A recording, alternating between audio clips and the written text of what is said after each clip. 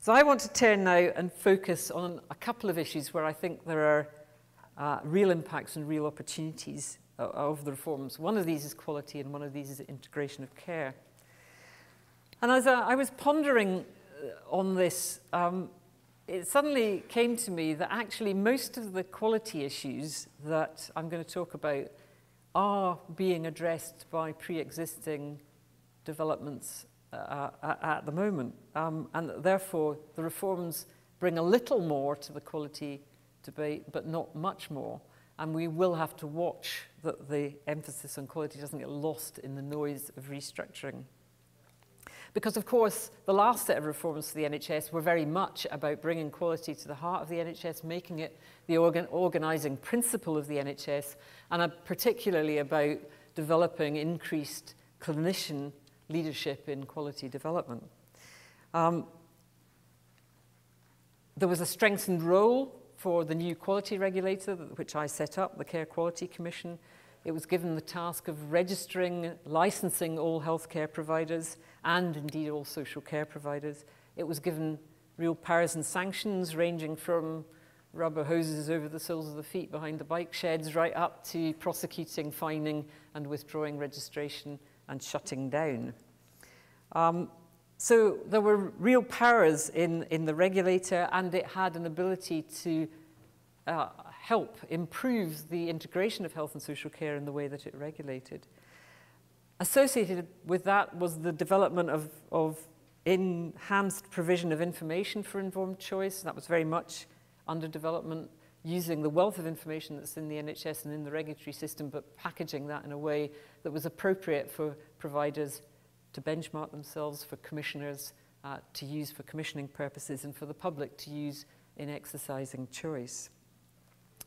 And the regulator was also looking at more sophisticated ways of looking at the regulatory process, using much more sophisticated methodologies for using information to detect the early signs of poor performance, rather than waiting until poor performance was manifest. I used to be the regulator for the nuclear industry, and you don't wait for the bang to happen before you move in.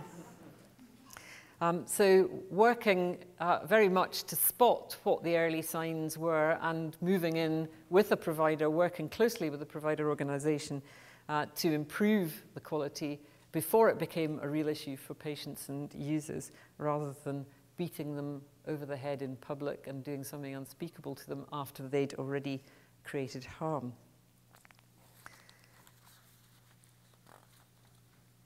A second issue in the reforms and quality is, of course, the creation of this new health consumer body, Health Watch. And it's going to be interesting to see whether it's any better than the 14 other varieties we've had over the last few years. It's very strangely constituted. It's going to be a genuine consumer body, but it will be at a national level housed by and monitored by the Care Quality Commission, the regulator, and working very closely with the regulator in the work that it already does on user involvement. At a local level, they will be embedded in the local authorities who've got this integrative task, I suspect will come down, as many of these mechanisms do, not to how they're structured, but whether they're given sufficient resource to be able to do a sensible job.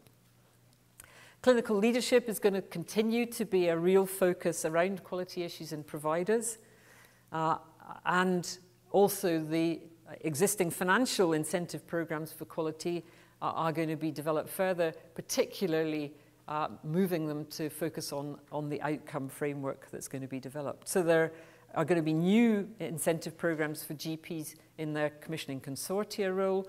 There are already existing incentive programs for GPs in their service delivery role and for providers in their service delivery role, and they will be further tweaked to focus on outcomes. There will be oversight of whether GP commissioning consortia meet the National Outcomes Framework, no longer called targets, and the quality standards established by the National Institute of Clinical Excellence. But we do lose these top-down national targets, which did drive patient satisfaction in many cases, because they addressed the things that people cared about in the NHS. Probably the wrong things, because they weren't about clinical outcome, but they were about the things that got up the public's nose and made them lose faith in the NHS.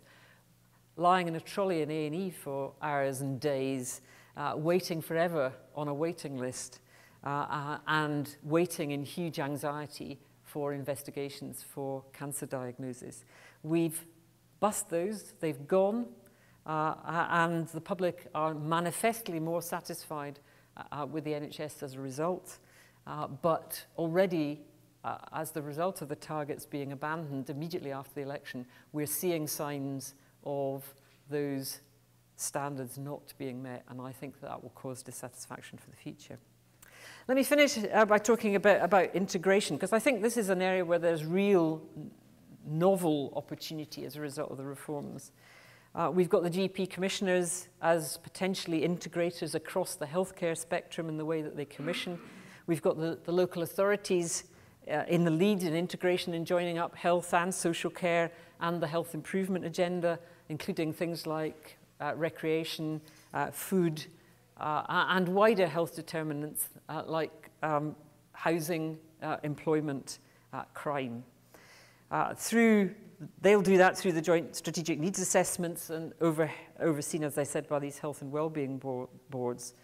There will, I think, be, again, 1,000 flowers blooming in the area of the way in which the local authority integrative role happens across the country. And we're already seeing some of those beginning to emerge. One of our local authorities has done a deal already with its GPs and said, don't you bother your pretty little heads about commissioning, we'll do it for you right across health and social care. We'll very much listen to you and be guided by you, but we'll do the task.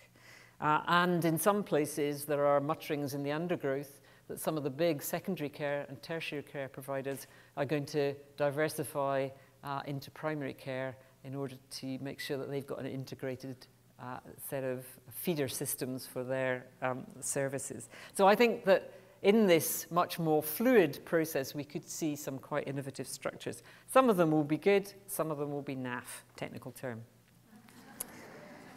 And I think also in integration, there is one other feature that if we play it right, will really deliver well, and that is part of the process of meeting the 20 billion is a very strong focus on re-engineering care pathways to make sure that the money's invested in the right part of the pathway and that some of the inefficiencies in pathways are removed. That's called QUIP, the Quality, Innovation, Productivity and Prevention Programme, and I believe that that could really be a very good tool for integration and effectiveness.